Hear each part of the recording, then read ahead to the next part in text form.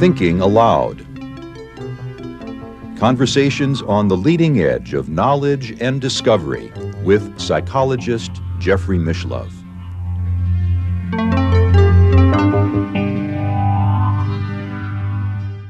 Hello and welcome. I'm Jeffrey Mishlove. Today, we'll be looking at researching spirit mediums. My guest is Mark Boccuzzi, who is the co-founder with his wife, Julie Beischel, of the Windbridge Research Center. Some of you may know that I interviewed Julie a couple of years ago about her work investigating mediums, and I'm going to link to that video now. If you haven't watched it, I think you'll enjoy it. Today, we'll explore with Mark further developments in their program of researching spiritualist and spirit mediums. Mark is based in Tucson, Arizona, and now I'll switch over to the internet video. Welcome, Mark. It's a pleasure to be with you today. Hi, Jeff. Thanks so much for having me. This is great. You and your wife, Julie, have been researching mediums now, spiritualist mediums, spiritual mediums, spirit mediums. There are so many different terms, but for well over a decade, I suppose close to 2 decades at this point. Let's begin by talking about what motivated you to engage in this line of research. I don't always like to paraphrase Julie's, origin story. She talks a lot about it in detail in her book, Among Mediums, but to just sort of the highlights, when she was in graduate school, her mom committed suicide. And sometime after that, she was watching TV and she saw a medium on television. And she said, "Oh, those people look like this is a real experience for them." And they seem very moved. So through a series of events, she had a reading with a medium, and she found it to be really evidential. And she was still in grad school at the time. And she went back to the other people, the other scientists that she works with, and she went, I had this experience. And like most good scientists, a lot of them said, "Oh, I don't know anything about that or much about that. That sounds really interesting." But a number of them said, "No, you were duped and they're frauds." And she was like, "No, I was there. I understand the process." And that really put her on the path to try to figure out, learn more about what science had to say about these topics, what science may have to say about the existence of an afterlife. So that's Julie's backstory in a nutshell. For me, I've always been very interested in these topics ever since I was a kid. UFOs, ghosts, hauntings, cryptids, any psychic abilities. I love this stuff. I couldn't get enough of it. And it was well after I'd graduated from college and I was in my working career. It's probably around 2000 or so. I met up with some friends and we decided to start investigating reports of local haunted locations. And I went on a couple of these ghost investigations and I was hooked. I thought this was great. And jump ahead to 2005. And both Julie and I find ourselves at the Parapsychology Summer Study Program, which was a program put on by the Windbridge Research Center and the Institute of Noetic Sciences that year. And so we're both in Northern California and we were attending this event. And we were one of the few people there that had an interest in survival. So we became fast friends and we started talking about collaborations. And then fast forward to 2008 and now I'm in Arizona. I was living in San Francisco, and we launched the Windbridge Institute, which then became a platform for Julie to independently continue her research on mediums, and for me to help her and also study other psi or psychic related phenomena that I'm interested in. I think it's fair to say, and to clarify for our viewers, that ever since really the 1930s, when J.B. Rhine launched the parapsychology laboratory at Duke University, parapsychologists have been less interested in the question of survival of the human personality after the death of the body, because practically all the data that one could in theory accumulate in that regard could be explained as what Rhine and others now call ESP, extrasensory perception. That is the classic sort of brick wall that people that study afterlife communication and mediumship specifically run into. And it's often referred to as the super psi hypothesis or living agent psi. And so when I use the term psi, what I mean, psi is an umbrella term for phenomena like telepathy, clairvoyance, precognition, and psychokinesis. And so our research has been focused on primarily three different areas. And so the first has been, is accuracy, or we call the information research arm. Can mediums actually report accurate and specific information about the deceased? And then the next arm is what we call the operations arm, which is how might mediumship work? What's going on with the mediums during a mediumship reading? What's going on with sitters? And those kinds of questions. And then the third is what we call application. And what can we do with mediumship? How can we apply mediumship to address real world problems? So to come back to your point, which is kind of our operations arm, it's true that there's always been this roadblock. And at some point, though, you have to realize that the living agent psi hypothesis and the super psi hypothesis, they're not falsifiable, right? There's no way you can set up an experiment that could show that that phenomenon is actually happening.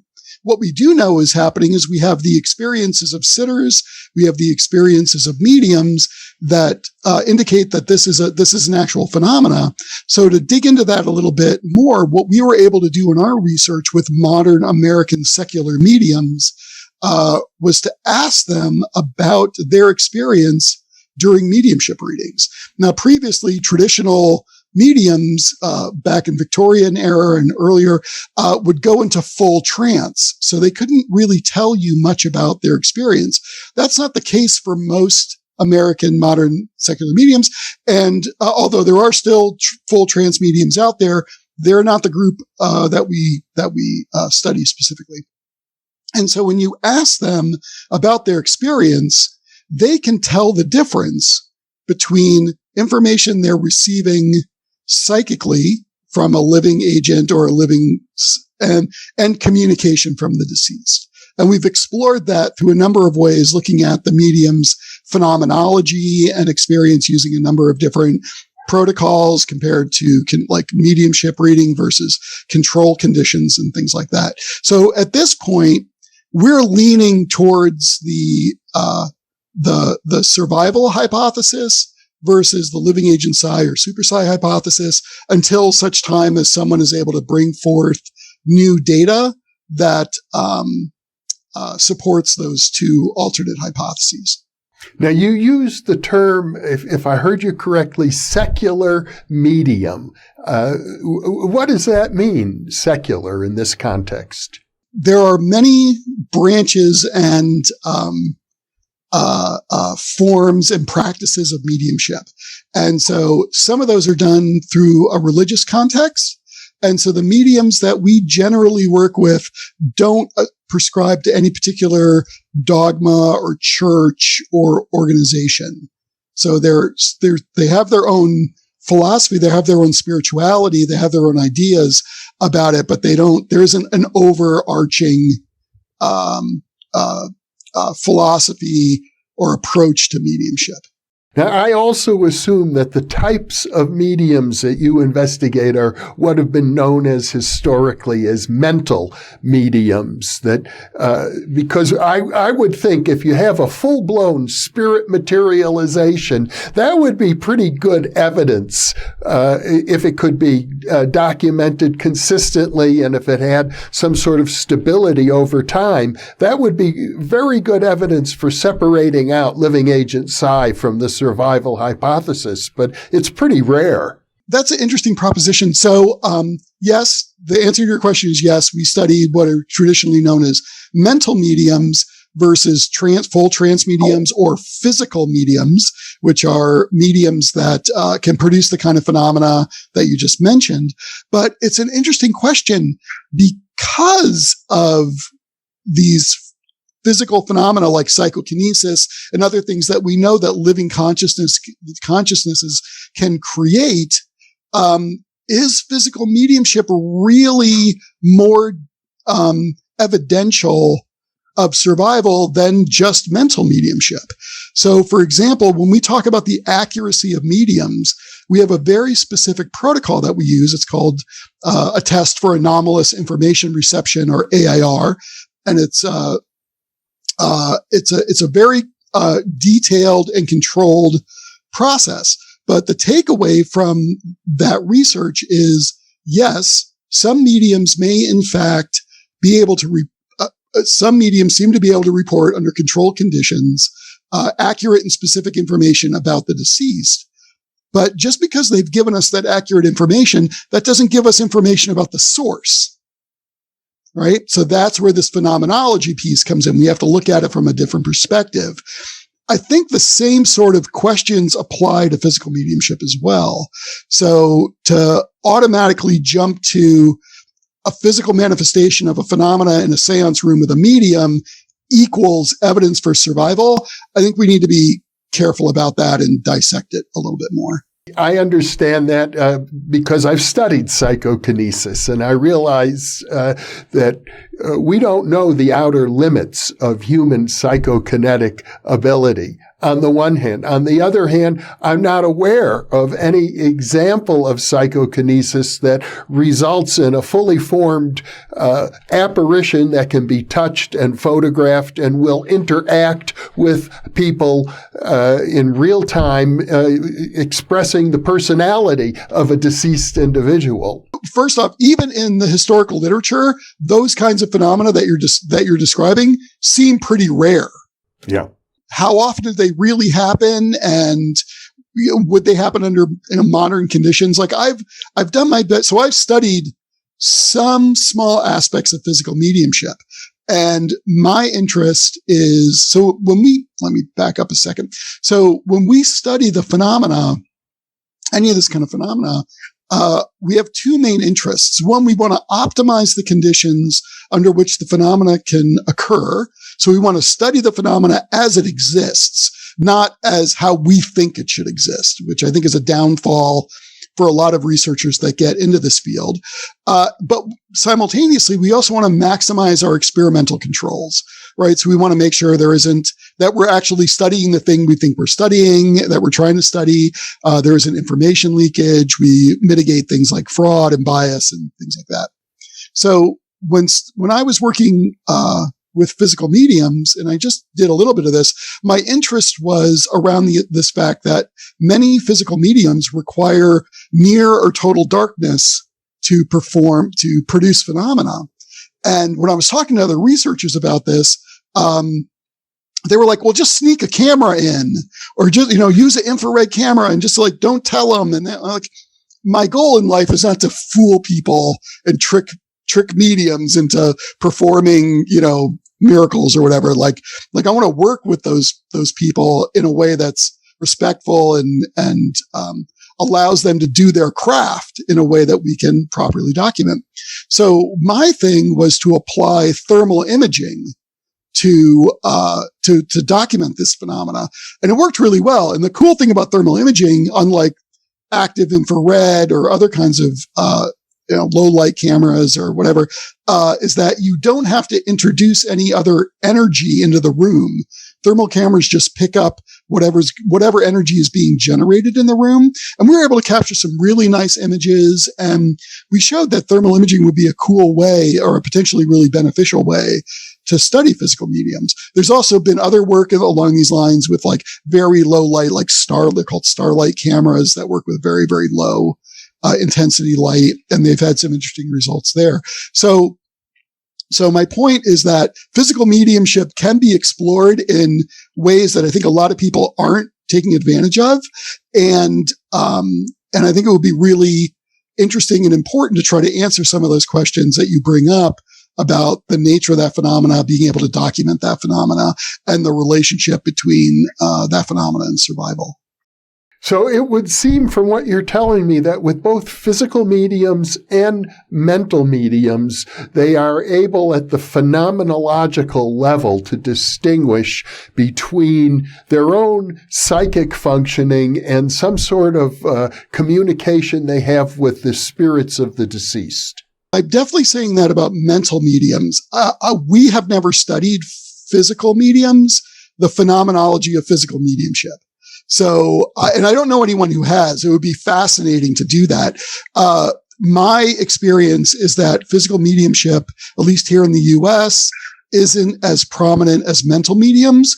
And when most people, again, so I'm going to sort of back up to get to where we're going is, you know, in 2017, Julie and I split the Windbridge Institute out into a new organization called the Windbridge Research Center. And the mission of the center is to specifically study and alleviate suffering around dying, death, and what comes next. So, and a lot of that, and all that work focuses primarily around, mediums and mediumship research and mediumship communication. And so when people in the US today are seeking out a medium, chances are they're going to run into or hire or book time with a mental medium who probably isn't going to produce any physical effects. So while physical mediumship is really, really interesting, at this point, given, you know, we've only been around for 3 years and research funding in this field is very difficult to acquire, our focus has been on the mediumship experience that most people here in the US are going to encounter. And ultimately, we're interested in determining whether or not a mediumship reading is beneficial to help alleviate or mitigate the symptoms of traumatic grief in people. I've also had the pleasure of interviewing a fellow you know named Robert Ginsburg, the co-founder of the Forever Family Foundation. And his organization is dedicated along the same lines to help alleviate the suffering of grieving people who have lost a loved one. And they had a program, and I know you've had a similar program for certifying mediums. He told me, for example, that only about 15% of the mediums who applied to his organization to be certified were able to meet the standard that they had established, which, as I recall, included having to give 5 different readings to 5 separate individuals. So yeah, Forever Family Foundation is a wonderful organization. And if you're interested in these topics and you don't know about them, you should track them down and look at their research. And they're not a research organization, but they offer a lot for people that are grieving. We are primarily a research organization, and then we take our research and we turn it into free open access educational materials for everyone to use. Now, about the mediumship testing at the Windbridge Research, well, all this work sort of happened at the Institute and then rolled over to the center in the last several years. But so we received a grant to create a team of what we call Windbridge certified research mediums. And it's a very detailed process, and they have to have training in various areas. They have to maintain a code of spiritual ethics that we ask them to do. They have to complete readings under blinded laboratory conditions and so on. So our protocol has been peer reviewed and it's published. It's available on our website. You can go and look through our peer-reviewed papers. You can download the paper there. So you can see all the steps that we put the WCRMs, the Windbridge Certified Research Mediums, through, and why we do it that way. And so when the funding for that project ended, we no longer certified mediums. So we don't do that anymore because we have a pretty good team at this point. We may consider reopening it if, as more of our team members decide to retire, because we've been doing this for a long time now, but we'll see. That would be down the road. And, so but there's interesting things about certification of mediums that are sort of that bring up some interesting questions. So, for example, with us, when we did our screening, right, we would get a medium would apply, and then we would tell them about all the steps they had to go through and the fact they would have to donate time back to the center for research. And the vast majority of mediums that originally applied for the program self-selected out because for whatever reason, I can speculate as to why, but, it seemed as if, the commitment was too much. We were asking them to do things in the lab that were really, out of their comfort zone from the way they would normally run a reading. And this isn't assuming that those people are fraudulent, but, if you're used to giving readings in person and we're making you do readings over the phone, you may not be comfortable with that. And that's not going to be a good mix or a good match. So, we would go through this process with our mediums and then, but even then what we found was that from the perspective of the medium and this perspective of we try to focus on the experience of the people that we're working with. So the experience is you have a deceased person that we call discarnate, and there's a medium, and the deceased person, the medium is making contact with the deceased person and then conveying messages to a person called a sitter who wants to make a connection with that deceased person. So that's a very complex dynamic that all has to be working together in order for that communication to work. Julie used to joke, we study human communication. One of the people just happens to be dead, right? And also all the rules of good human communication and human interaction kind of apply to the mediumship process.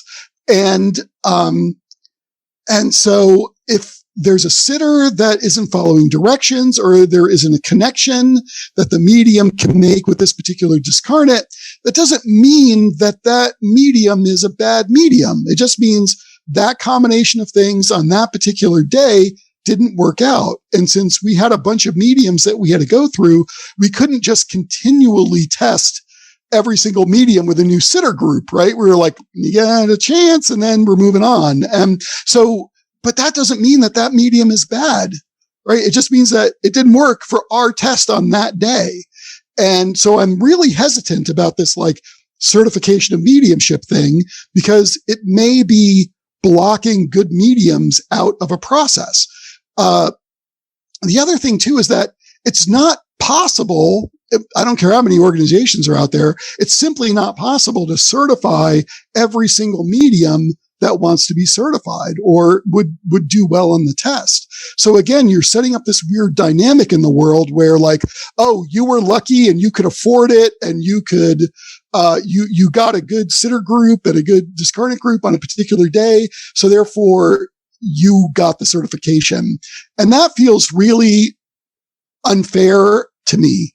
As someone who wants to democratize mediumship, that wants to have mediumship available to as many people as possible, that process just feels really unbalanced. And again, I'm not saying anything. I'm not trying to be derogatory towards Forever Family Foundation. They seem to have a good system and it's working for them, but we're doing something a little bit different. And then the other thing too about our certification process, it's really focused on making sure that the mediums we work with are able to follow directions and complete protocol and want to be involved in research and are, mindful about what they do and what they say within a laboratory context. So, our approach but it's also important that people out in the wild, right, in the world, can find good mediums or mediums that they can work with. So our approach to that problem isn't certification under controlled artificial conditions. It's teaching sitters. It's education. It's creating what we've been calling a sitter's bill of rights, so that they can understand what it means to be a good sitter. what to look for when you're trying to vet a medium, how to go into a mediumship process fully aware of what the limitations and possibilities are within a mediumship process, and also taking that information and giving it to mediums so that they know, like, oh, this is relevant information I should probably have on my website. And this should include everything from what services I'm providing to my refund policy, right? So if you're hiring any professional, you would expect to know what you're buying up front. So this is our approach. Instead of like trying to certify every single valid medium out there, which is impossible, we're going back to education, and we're focusing on empowering sitters to be able to make the right choices and decisions when vetting and finding a medium. But I get the impression from the tone of our conversation that you're quite optimistic that if people sincerely seek a good medium, that the odds are they could have a good experience maybe more than 50% of the time. Well, I'd hate to put a percentage on it, but yeah, I think, if you go in, again, it's a lot. So, mediumship is one of these things that's really captivated the public for a long, long time. Sorry, I'll stop waving that around. And there's a lot of media around it. And so there's a lot of expectation around what a medium does and how they do it, and the accuracy, and that mediums will always be 100% accurate, and all those kinds of things because of the way they're portrayed in the media. And that really gives a very skewed perspective of what people should expect when they engage with a medium. So I think it's incumbent upon us to try to change that and give people a more realistic view. And I think that will help people have a more positive experience regardless. They'll know what they're getting into, they'll know what to expect, and they'll be able to have a better sense of what really is an evidential mediumship reading versus something that may not be as evidential. And I think that's personally, I think for me, it's an important way to go. I'm under the impression that one of what I could call the holy grail of mediumship research would be to find a physiological marker that could distinguish between when the medium is giving you accurate information and when the information is coming from some other place that's not accurate. And I guess that because it's a holy grail, we have yet to achieve it, even though it seems as if there's some tantalizing prospects. Yeah, I mean, certainly that's in our operations arm. That's really some pieces we've been looking at, sort of the neural and physiological correlates to accurate mediumship information. And so we've run some preliminary studies. And again, this is an area we'd like to pursue. But again, funding is always limited. And, the traditional funding routes that other areas of research have access to, like National Science Foundation or National Institutes of Health here in the U.S., just don't exist for this kind of research. So we rely a lot on small foundation grants and individual donations. But so far, we've looked at two areas. The first is, we had a study was published not too long ago. We call it the HEME-Phys study. It's the hematological and physiological study, where we asked mediums to conduct a mediumship reading and then a control reading. And they were all counterbalanced and randomized and all that good science stuff. And during the process, what we did is we drew their blood. We drew the blood of the mediums, and we looked at various factors in their blood to see if there were differences between the control reading and the control condition in the reading. And there weren't any. We also looked at other physiological factors like temperature and heart rate and something called heart rate variability, blood pressure, and other just basic physiological measures. And again, we didn't see any real difference between the two phenomena. So that was really interesting. And I don't want to say it dead-ended us, but it makes us think we need to look someplace else. And but what we did find during that research is that when we were getting information about the medium's health, was that a lot of mediums seem to be have a higher reported rate of various sorts of disease, so autoimmune disease and other factors. And we also found that there's this interesting link between mediumship ability and accuracy and childhood trauma. So we also know that there's a link between trauma and disease state in adults. So there's this interesting triad, again, that appears between mediumship ability, childhood trauma, and health. And so we've been sort of exploring that a little bit more as well. So the other piece of this sort of physiological correlates would be neural correlates. And so we did run a study along with researchers at other labs to look at what was going on in a medium's brain using EEG, and during a mediumship reading and during a control reading or a control condition. And that really raised some interesting questions, again, about the use of EEG and accuracy. And it was a relatively small study, and it's available online. You can read it in its entirety. So the results aren't all that impressive, but the takeaway for us was EEG may not be a particularly good tool for studying accuracy in mediums and mediumship. So when we talk about mediumship, we're talking about something very specific. It's this process between the medium, the discarnate, and the sitter, where the medium is receiving information and then giving that information to the sitter. That process is mediumship for us, and that event is called a mediumship reading. And that's a very free-flowing, organic, holistic experience. And what we found with EEG that made it difficult was that when we do a mediumship reading in the lab, we ask the medium specific questions.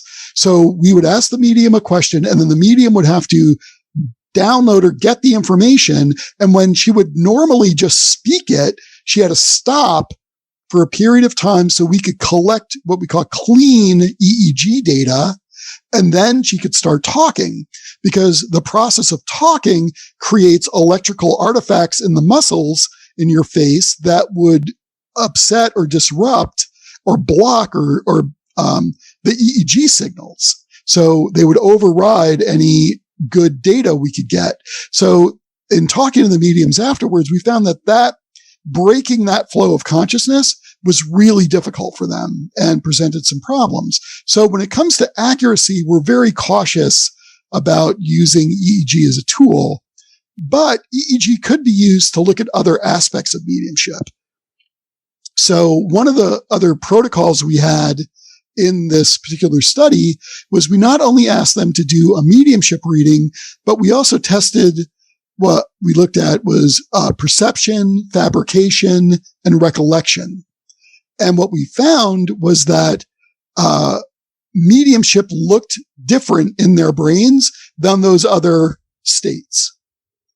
And so that's interesting because it begins to hint at this idea that, when people say, oh, she's just reading something off the internet that, from about the sitter, so it's fraud. Well, no, because that would be perception, and that's not what that looks like. And, or, oh, she read something earlier, now she's remembering it, or, well, no, that's recollection, and that's not what mediumship looks like. And again, these results are really preliminary, and this is something I'd love to be able to replicate using different technologies. But that to me is a really interesting potential neural correlate that made. But the trick there is that this is probably going to look a lot like psi in the brain, right? So there's been a fair amount of research on psi functioning and what the brain is doing during various precognitive tasks or telepathy tasks and things like that. And since communication with a discarnate through a medium is probably some sort of psi mechanism, whether it's telepathy or whatever, there's probably going to be a lot of overlap between what psi functioning looks like in the brain and what mediumship looks like in the brain. And so while it's cool to think like, oh, we could use brain scan stuff and it's science-y, it may not actually get us to the fundamental underlying question, which is a mediumship reading different than psychic functioning as it expresses itself physiologically in the brain? I'd like to go back to an earlier comment you made about the immune system of mediums. I think it's very interesting that you're suggesting that people who are mediums have a higher level of immune system disorders and dysfunctioning, also a higher level of reported early childhood abuse, and those two things are correlated. It dawns on me now. I know also the same correlation exists with people who report a lot of spontaneous psychic experiences of all forms. But it strikes me that the immune system might function in a way that we have something analogous, like a psychic immune system, so that most of us don't have discarnates interjecting into our consciousness, or even other living people, for the most part, interjecting into our consciousness, that there's something in our physiology that protects us from that sort of thing. That's interesting. I'm wondering if it's physiological or if it's more of a psychic or psychological function. Because basically what you're talking about is a phenomenon called after-death communication experiences, or ADCs. And they're actually really prominent. I'm going to throw out a number. I'm going to say 30%. Don't murder me if that number is wrong. But some surveys that I've seen put about 30% of the population in the U.S. have had some sort of after-death communication experience. And whether that's some sort of spontaneous experience where they have a sense of presence, or they see some sort of apparition, or they have a dream, or some sort of thing like that. So that sort of psychic immune system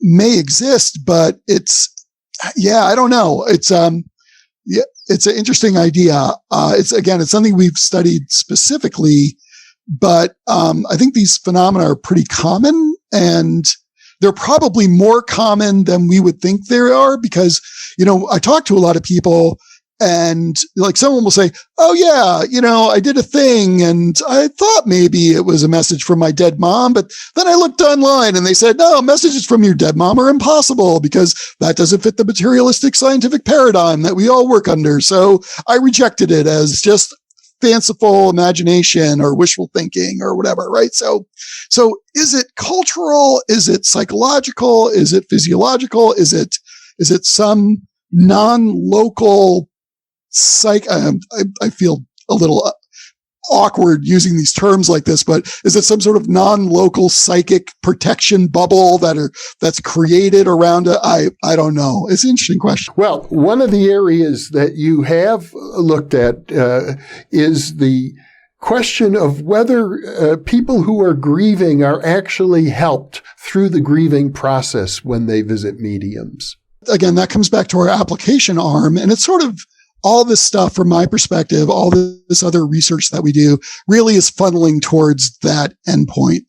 And so the question is, do people who have a mediumship reading, do they experience some relief of grief that is more profound than what time alone or other therapeutic modalities can provide? And the anecdotal evidence points to yes. And so we've done some research on this. We need to do a lot more. And I want to be really clear here.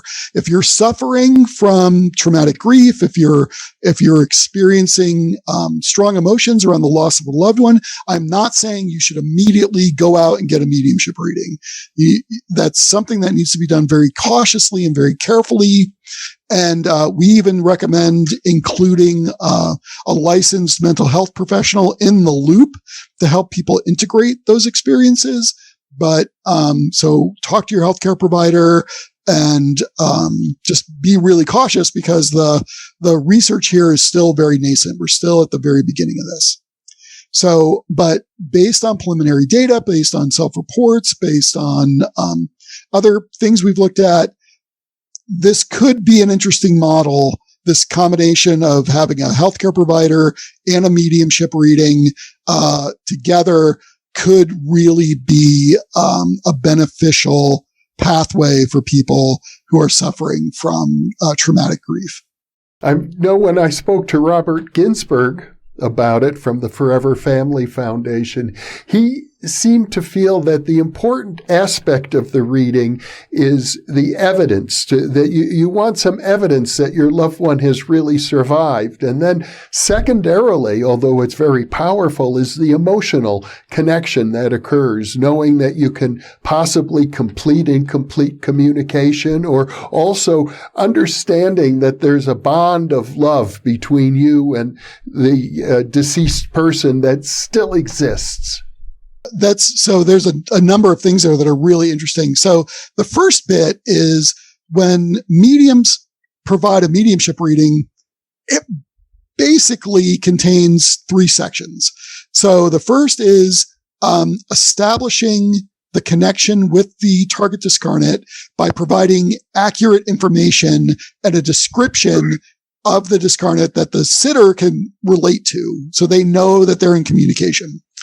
The next bit is information about what's happening in the sitter's life that shows that the discarnate is still around or has had some experience or is looking in or, taking some sort of active role. Active role is the wrong term, but is still somehow involved with the sitter. And then the final is usually like messages like, I love you, I'm still around, I'm okay, things like that. So,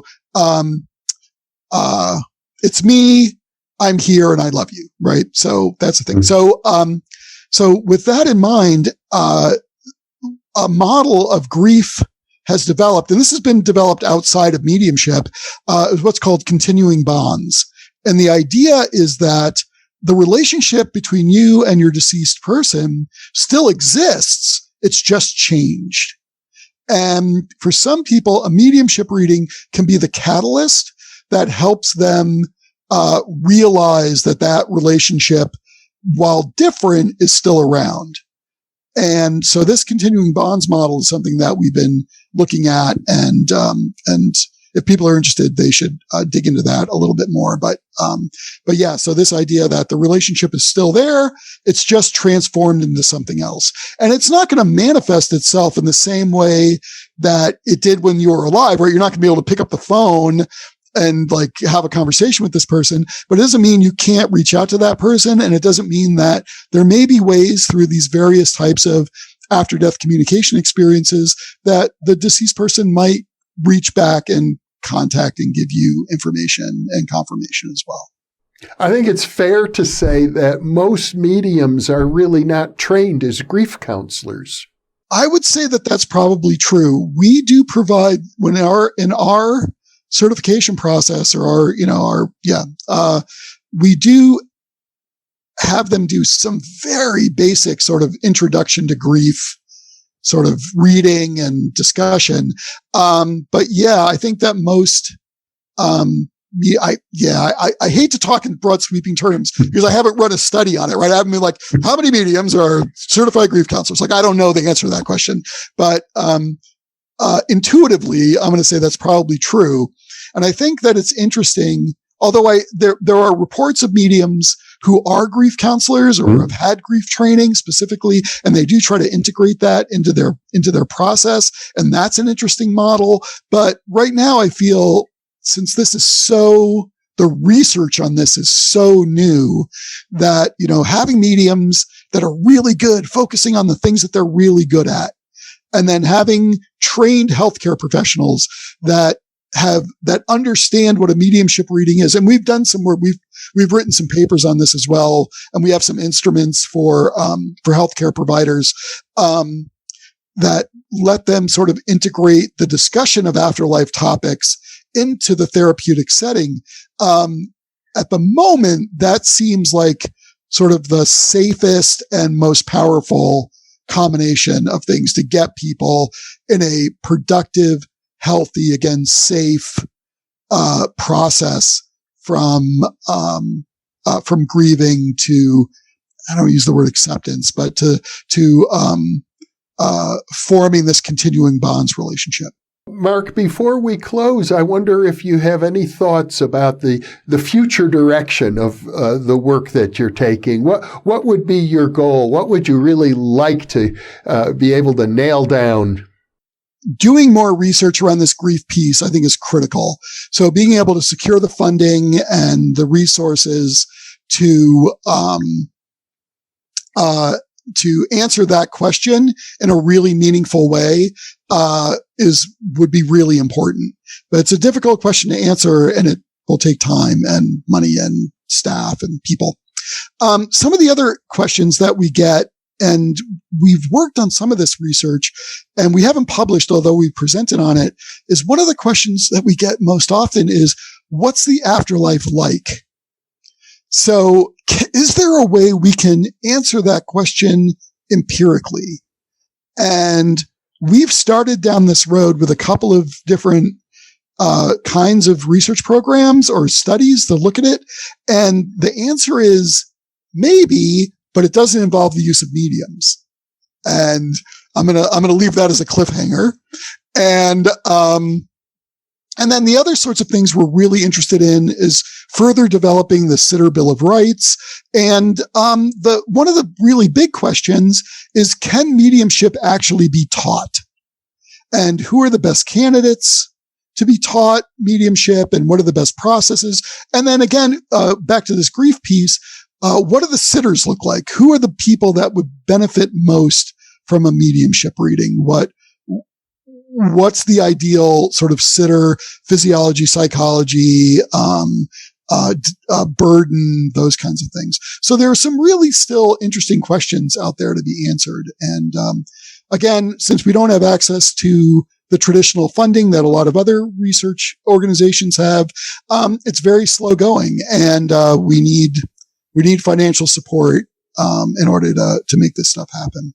Well, I can see you have a wide range of issues you would like to explore. Yeah, it's a fascinating field. There's still a lot of really important questions. There's also just some interesting questions from a psychology perspective, and like from a philosophy of mind and consciousness perspective, and sociologically, like, what does that mean if we are, if our consciousnesses exist in a non-local state? If this connection exists between, like, there's some really cool stuff in there. So I would encourage anyone that's interested in this work and learning more about it, to visit our website at windbridge.org. You can sign up to our email list. If you feel so inclined, you can donate. We put out a monthly email newsletter. The thing that I love about our center and the mission about our center is that all of our material is free. We conduct the research, we publish the research. And if some of that research does end up behind a publisher's paywall, but when that happens, we go through and we create, specific educational materials targeted to various audiences, which all goes onto our website and is all available for free. So, that's an important part of our mission, at the center, is providing these open source materials. Well, as a person who's providing free material as well for our listeners, I'm very sympathetic to your goals and your motivations. Mark, it's been a great pleasure to talk to you. I know you're doing important work. I want to encourage our viewers to visit your website and learn more about the Windbridge Research Center. And thank you so much for being with me today. Thank you so much for having me. I really appreciate the time. And for those of you watching or listening, thank you for being with us.